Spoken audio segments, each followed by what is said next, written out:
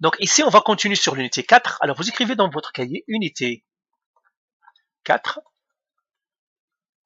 leçon 19, suite. Vous écrivez la date du jour et vous écrivez l'heure. Alors, encore une fois, résolution des équations, résolution des équations quadratiques. Des équations quadratiques. Donc, on résout toujours les équations quadratiques. Alors là, on va prendre un exemple. Donc, on a fait la méthode de la formule quadratique, mais ici, on va parler tout en général. Alors, prenons quelques exemples. Je prendrai exemple. On va prendre un exemple 1.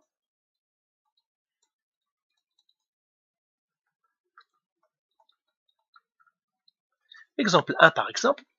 Je vais prendre celui-là. Par exemple, x au carré plus 5x plus 8 égale 0. J'aimerais résoudre cette équation. On va essayer de la faire par la méthode produit-somme, c'est-à-dire les m et les n. Donc, on va faire ici méthode produit-somme. Produit-somme. Alors, la méthode produit-somme, c'est celle qu'on a utilisé les m et n. M et n, hein. Produit-somme. Alors, bien sûr, on va essayer de faire ça. Donc, la première chose, je dois dire A égale à quoi, B égale à quoi, C égale à quoi. A égale à 1, B égale à 5, C égale à 8. Et puis, la méthode du M et N, il nous dit, vous devez trouver deux nombres égales M et N. Ça, c'est le produit. C'est pour ça qu'on l'appelle produit somme, parce que j'ai un produit et une somme.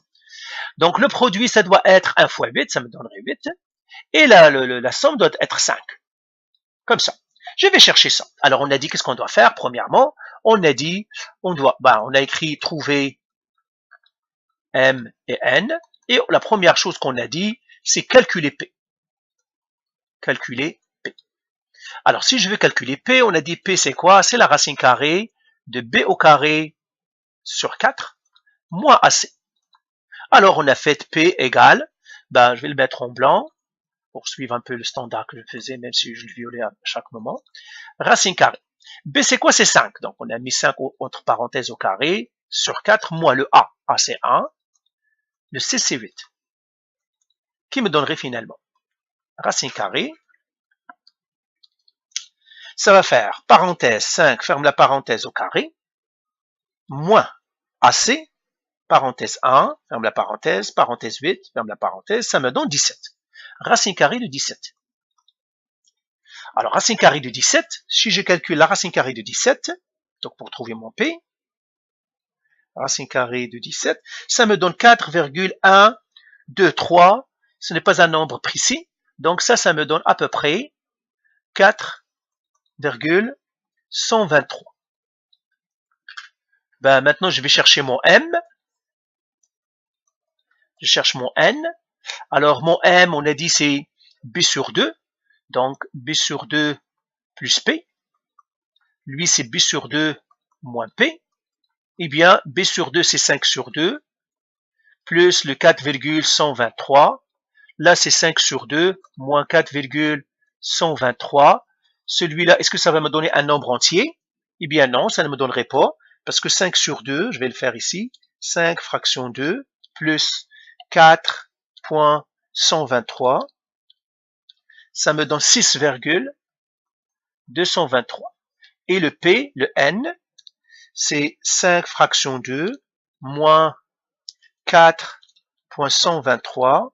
Ça me donne moins 1,623. Ça, on ne peut pas faire ça avec la fraction. Ça, on le sait. Des moments que le M et le N ne sont pas des entiers, c'est pour ça qu'on les appelle M et N. M et N, généralement, sont les entiers. Quand on n'a pas des entiers, on les appelle X, Y, Z. Mais quand on a des entiers, généralement, c'est des M et des N. Donc ça, on ne peut pas utiliser. On va l'écrire. On ne peut pas utiliser la méthode. La factorisation par somme, la méthode produit-somme ne fonctionne pas. La méthode produit-somme ne fonctionne pas. Donc, cette méthode-là ne fonctionne pas. C'est pour cela que on a besoin de l'autre méthode, et l'autre méthode, c'est la formule quadratique. Donc, j'enlève tout ça. Et j'ai dit, ça ne fonctionne pas. C'est pour cela que je vous ai dit, c'est pas toujours que ça fonctionne, la méthode de MN. Je viens de vous le montrer parce que je vous avais promis la dernière fois que je vous montrerai un exemple. Ben voilà, je vous ai montré. Donc, deuxième méthode qui fonctionne toujours, méthode de la formule quadratique. La formule quadratique.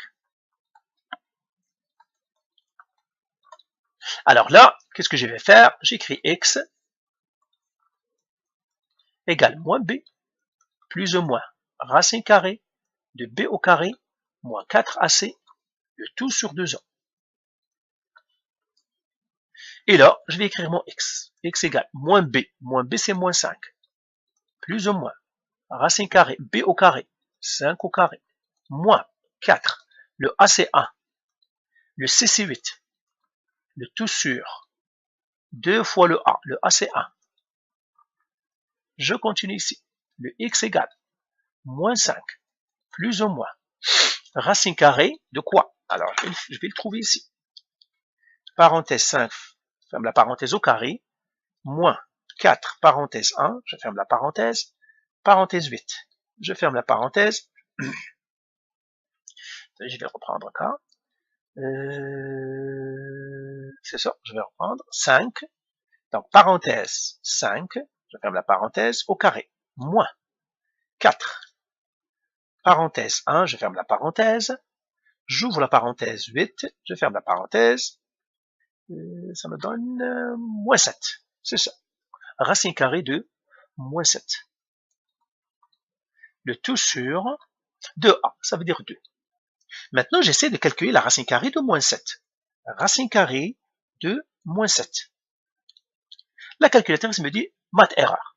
Eh bien oui, la racine carrée de moins 7, ça n'existe pas. Donc là, j'écris racine carrée de moins 7 n'existe pas. N'existe pas.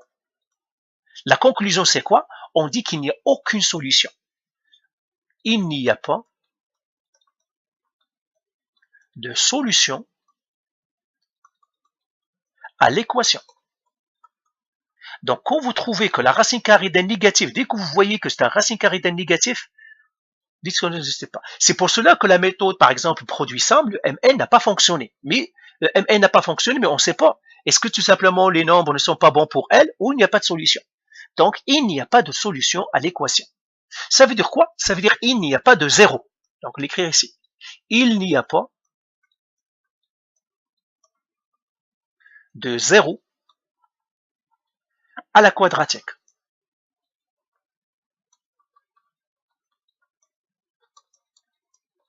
Maintenant, on va se poser une question. Est-ce que c'est possible qu'une quadratique n'ait pas de zéro? Vous vous souvenez que je vous l'avais déjà dit, je vous avais dit que la méthode du... vous vous souvenez quand on a parlé un petit peu de la... c'est-à-dire la forme du sommet et la forme factorielle, je vous ai dit que toujours la forme factorielle, ce n'est pas toujours qu'il existe. Et bien, pourquoi? Parce que les zéros n'existent pas toujours. Alors que la parabole a toujours un sommet. Vous vous souvenez? Et bien là, maintenant, on va élucider ça. Et bien, on va prendre un exemple. Dans ce... ouais, je vais prendre ce plan cartésien, ou bien je vais prendre un plan cartésien. Je vais mettre un plan cartésien ici. Donc, je vais prendre un plan cartésien. Je vais prendre un plan cartésien, lui ici. Voilà, ce plan cartésien. Et là, je vais mettre des paraboles qui n'ont pas de zéro. Alors, je vais la sélectionner ici.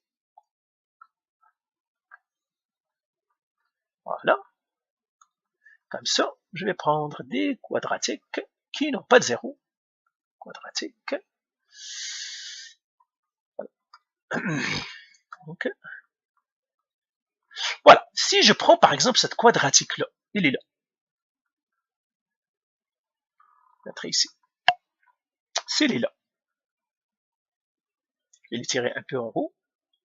Squeezer un peu. Cette quadratique-là, est-ce qu'elle a des zéros? Ben oui, vous allez dire, oui, il a des zéros. Où est-ce qu'ils sont ces zéros? Ils sont là, ces zéros. Les voilà. Il a un zéro ici, il a un zéro ici parce qu'il touche l'axe des x. Parce que les zéros, c'est là où ça touche l'axe des x. Ça, c'est x, ça, c'est y. Ben, vous me dites, oui, il a des zéros. Maintenant, je vais prendre une autre parabole. Je prendrai celle-là, par exemple. Je vais la mettre ici.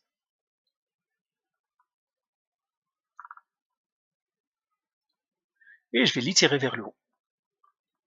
Maintenant, je vous dis, est-ce que cette parabole-là a des zéros? Ben, vous allez me dire, non, il ne touche jamais l'axe des X. Où est-ce qu'il va toucher l'axe des X? Jamais. Donc, celle-là a des zéros. Donc, cette parabole-là a des zéros. Ah, elle a des zéros.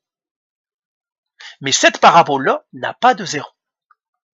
N'a pas de zéro.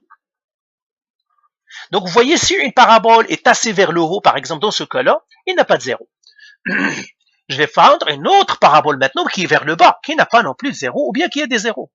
Donc, je vais prendre une parabole, ici, par exemple, celle-là. Je vais la mettre ici. Je vais l'étirer, comme ça, comme ça. Je vous dis, est-ce que cette parabole-là a des zéros? Vous allez me dire, ben oui, il a des zéros. Où est-ce qu'ils sont ces zéros? Ils sont là. Parce qu'ils touchent l'axe des X. Maintenant, je vais mettre une parabole qui est vers le bas, mais qui n'a pas de zéro. Donc, encore une fois ici, je vais mettre une ici. Je vais prendre celle-là. Je vais la mettre ici, par exemple. Celle-là, je vais la compresser. Je vous dis, par exemple, cette parabole-là,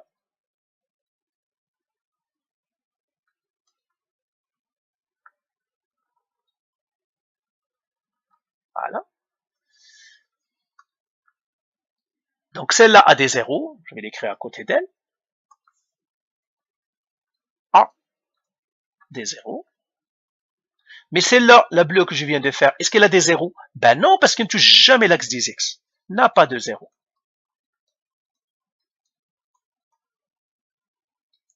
Est-ce qu'ils ont toutes des sommets? Oui, toutes ils ont des sommets. Je pourrais même les représenter. Il a un sommet ici, elle a un sommet ici, elle a un sommet ici, elle a un sommet ici. Ça veut dire l'équation du sommet, je pourrais toujours la trouver. La forme standard aussi, je peux toujours la trouver, mais la forme factorielle, ben, il y a des paraboles qui ont la forme factorielle, il y a d'autres qui n'en ont pas. Ils ont les formes factorielles s'ils ont des zéros. Ils n'ont pas de forme factorielle s'ils n'ont pas de zéro. Donc, c'est ça, hein, donc on vient d'en parler maintenant. Alors, donc vous comprenez maintenant ce qu'ils ont des zéros et ce qu'ils n'ont pas de zéro. Ok, alors on va continuer maintenant, on va prendre d'autres exemples maintenant. Donc, alors je vais effacer ça. Donc si je trouve que la racine carrée est d'un négatif, eh bien je dis la quadratique n'a pas de zéro et que l'équation n'a pas de solution. Alors on va effacer tout maintenant. Alors pour savoir est-ce qu'une parabole a des zéros ou non, faites une esquisse. Faites tout simplement une esquisse et vous allez savoir est-ce qu'il pourra un jour toucher l'axe des X ou non. S'il touche l'axe des X, c'est qu'elle a des zéros. S'il ne touche pas, c'est qu'il n'a pas de zéro. Alors maintenant, on va prendre un autre exemple. C'était l'exemple 1, donc l'exemple 2 maintenant. Donc on vient de voir un cas où il n'y a pas de zéro, on ne les trouve pas. On a vu que la méthode produit-somme ne fonctionne pas toujours. Maintenant, on va prendre un autre cas. Disons que moi, je vais résoudre cette équation. 4x au carré moins 5x égale à 7. Comment je vais faire ça?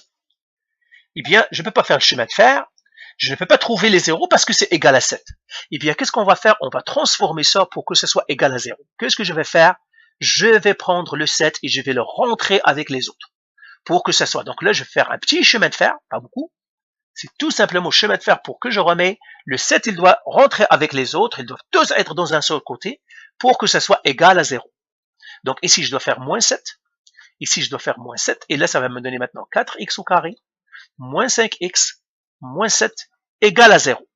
Là, maintenant, mon équation égale à 0. Donc, cette équation-là, je dis, bah, trouver x ici, c'est trouver les zéros.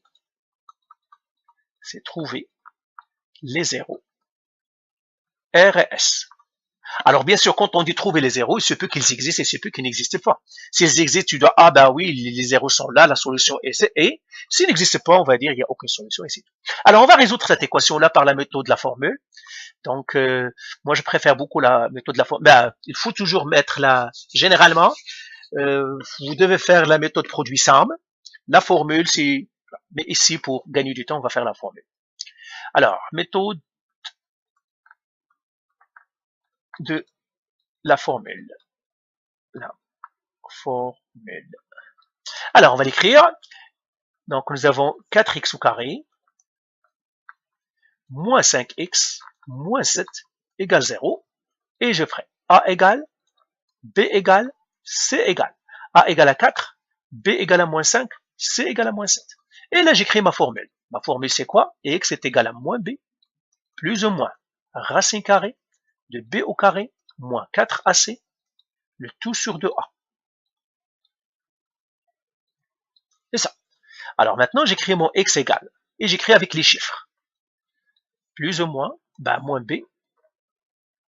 Je vais les écrire comme je faisais toujours. Pourquoi je fais ça maintenant? Je vais les écrire ici et puis on va les écrire en blanc. Donc là, j'écris X égale moins B. Moins B, moins 5. Plus ou moins racine carrée. Le B, je dois toujours le mettre entre parenthèses. Moins 5 au carré. Moins 4. A. 4. C. Moins 7. Le tout sur 2 fois A. C'est 4. Okay. X égale. Moins 5, c'est 5. Plus ou moins racine carrée. Et sur racine carrée, je dois le calculer pour l'instant. Alors, je vais le calculer. Parenthèse. Moins 5. Je ferme la parenthèse au carré. Moins 4. Parenthèse. 4. Je ferme la parenthèse. Parenthèse moins 7.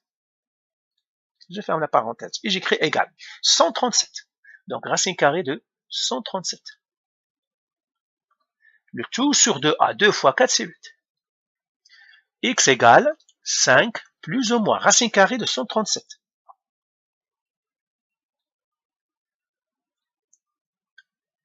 Racine carrée de 137. Ça me fait quoi? 11,70.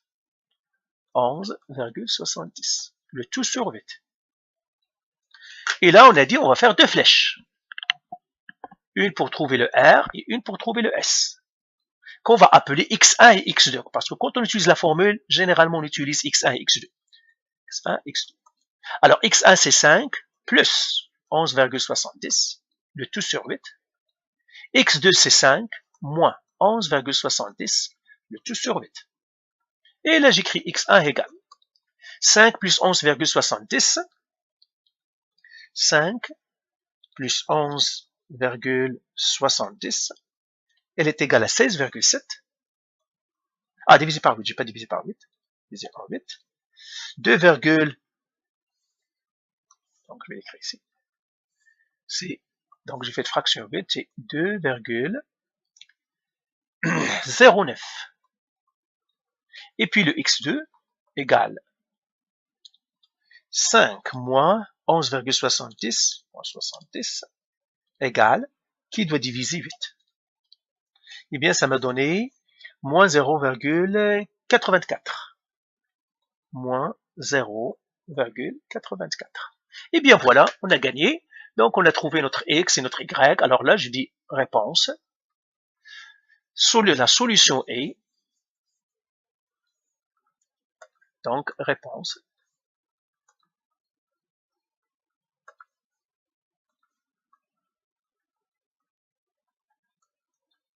La solution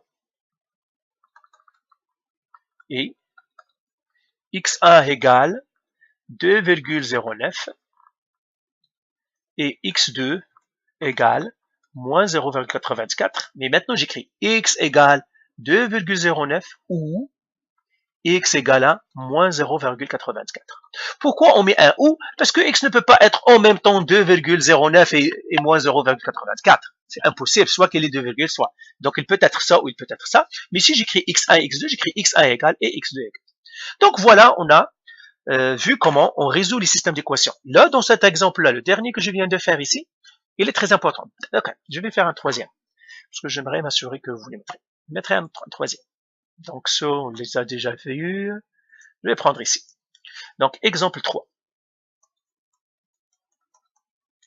Exemple 3. Disons que j'ai x au carré, 7x au carré, est égal à 8x moins 9. Je dois résoudre ce système. C'est une équation quadratique. Dès le moment que j'ai x au carré c'est une quadratique. C'est une quadratique. X au carré, dès que vous voyez X au carré, c'est une quadratique. Et une quadratique, pour résoudre l'équation d'une quadratique, on n'a pas le choix que de trouver les zéros. Donc l'équation quadratique, alors je vais l'écrire même ici. Pour résoudre une équation quadratique, je vais mettre ici du deuxième degré, parce que quadratique c'est deuxième degré, parce que c'est x à 2, et il faut trouver les zéros. Il faut trouver les zéros. Il n'y a pas d'autre méthode à faire. Il n'y a pas le chemin de fer, malheureusement, on ne peut pas faire le chemin de fer pour trouver jusqu'à x. On fait le chemin de fer un petit peu, mais tout. Alors, je vais effacer tout ça là-bas, bien sûr. Alors, qu'est-ce qu'on doit faire? On doit trouver les zéros. Comment on doit trouver les zéros? On doit s'assurer qu'on a égal à 0. C'est ça ce que c'est. Alors, comment on va faire ça? Eh bien, on va faire un petit chemin de fer, pas gros, où on va ramener tout le monde de l'autre côté. Celui-là, on doit le ramener ici. Et celui-là, il doit changer aussi de place. Tous. Alors là, ça me donnerait 7x au carré. Lui, plus 8x qui va changer de place va devenir moins 8x. Le moins 9 va devenir plus 9, égal à 0. Pourquoi? Parce qu'il ne reste personne ici. Puisque tout le monde est parti, qu'est-ce qu'il reste? 0. Là, j'ai égal à 0. Là, je trouve les zéros maintenant. Là, je fais tout ce que je peux. Je peux faire produit somme, comme on dit, Mn. Je peux faire la formule quadratique, c'est à vous de faire. Moi, je ne vais pas le faire ici, parce que je vous ai tout montré. Donc, c'est la dernière chose que j'aimerais que vous fassiez. Alors ici, qu'est-ce qu'on a fait? On a fait comment résoudre les équations, c'est-à-dire quand on a la forme standard. On va voir maintenant quand on a la forme du sommet. Mais premièrement, j'aimerais que vous maîtrisiez ça avant qu'on fasse la méthode du sommet. Okay.